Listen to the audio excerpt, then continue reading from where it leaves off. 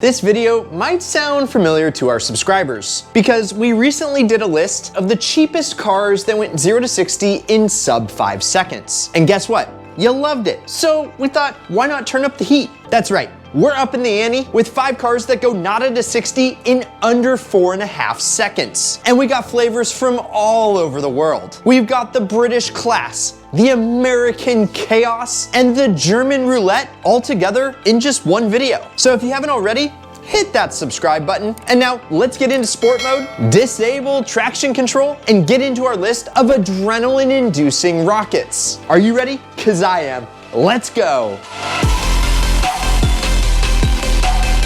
Stylish, powerful, and attainable. Those are the 3 words that almost perfectly describe the Corvette, which does come with a manual transmission. And if you want to save the manuals, snag our best-selling limited edition T. Now, if you don't have a Vette, you probably know someone that does. Whether it's a classic shark-nosed Stingray kept underneath a car cover, or a brand new C8 shredding tires on its way to the track, America loves Vettes. And now that the C6 is dropping in price, who's not tempted? I know I am. And something about the C6 really appeals to me. Is it the 3,200 pound curb weight? Or maybe it's because of the inspiration for its design was from the F-22 Raptor fighter jet, one of the sickest fighter jets ever, if I do say so myself. I mean, just look at those side scoops. They look just like jet intakes. And with its radar avoiding hard edges, you can definitely see how the C6 borrowed those lines. And that's a good thing, because you're definitely gonna want to avoid radar when you're screaming down the highway in your C6. Now, this Gen Vette doesn't run on jet fuel, but the beastly 400 horsepower LS2 V8 can achieve 0 to 60 in a whiplash-inducing 4.2 seconds. And of course, that wouldn't be possible without those big fat rear tires and the 50-50 weight distribution that not only helps it maintain traction, but also helps it dance through the apexes. And what I really like about the C6 is that it makes a lot of noise and demands a ton of attention, which I like a lot.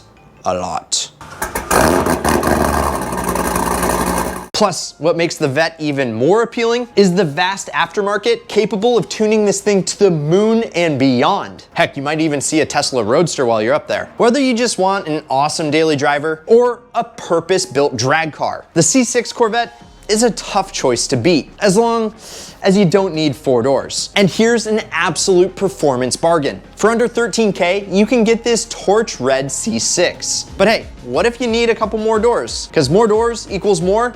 Fill in the blank in the comments below. Well, if you do need 4, the E60 M5 is brutally fast, sounds like the apocalypse, but it's notoriously unreliable. So, bring your toolbox and your tow truck and your life savings. Now, you might recognize this German business sedan from our 200 mile/hour car video, which is a doozy. And the speedo in the M5 will get you to 200, but then it'll get you to limp mode. And then it's all up to your bank account. But when running, few cars can provide as much thrill for as little moolah as an E60 M5.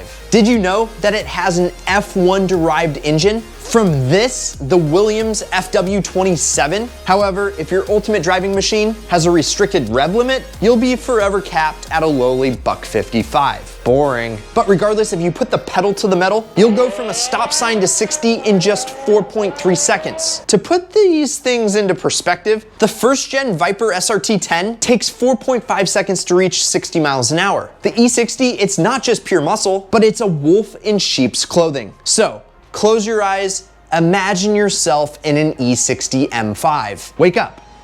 Yeah, wake up from that dream, because you're not dreaming, it's actually under $10,000. Don't believe me? See for yourself. For roughly 9,200 bucks, you could be eating a sauerkraut sandwich in this affordable BMW with an F1 derived engine and maintenance costs to match. And sadly, with the E60 M5, that is the catch. Under the hood, you gotta watch out for rod bearings, throttle control actuators, and even the SMG transmission is problematic. So if you're interested in one of these machines, which I don't blame ya, be sure to do your due diligence beforehand. They don't make them like this anymore. A naturally aspirated V10, it's essentially a 4-door supercar, and all that for less than 10K. I think the best way to do it is to borrow your buddies for a weekend. Unless that buddy is Bond. James Bond. Yeah, your buddy Bond knew how to stay ahead of his enemies, and so only an Aston Martin would do. And whether you're running from international spies or just to the gym, an 06 to 08 Vantage will transport you there quickly and stylishly. Sporting golden ratio proportions, and with an exotic 4.3 liter V8 producing 380 horsepower, it can dispatch 60-mile-an-hour sprints in 4.4 seconds. Meanwhile, it's impossible to ignore those apocalyptic snarls this engine produces at full throttle. The Aston Martin Vantage demands both respect and acknowledgement. Okay, Brad, it's fast, it looks like $1 million, and James Bond himself drove one in the movies? But could someone who isn't an uber wealthy secret agent afford one? Yes sirree. Even the Vantage couldn't outdrive depreciation. Prices for the first gen V8 Vantages have fallen further than you may have thought, because now this black on black British Mustang could be all yours for a cool 32,000 bucks. Pass me a fan. Whew. That's some serious depreciation. That's carry the 1, add the 3, do a little calculus, $78,000 in depreciation. That's a big hit. And yes, $32,000 today would get you an EcoBoost Mustang, but let's be real. Wouldn't you rather be driving this? This Aston is way fancier than a Mustang, and you probably won't be finding yourself oversteering into crowds. But if you want something with 2 more doors, and it's about half the price, our next car loves to get rowdy. It's the Chrysler 300 SRT8. Not to be confused with the base 300 parked in your grandparents' garage. Oh no. This thing is something special, because pop the bonnet, or as they say, hood in America, and this SRT8 is sporting an angry 6.4 liter V8. And that legendary 392 Hemi produces all 470 horsepower and 470 foot-pounds of torque. And I'm not gonna go into depth as to why high torque numbers is so fun to drive, but essentially having a lot of torque down low means the car will really push your back into the seat as you accelerate, and that makes it a lot of fun to daily drive. However,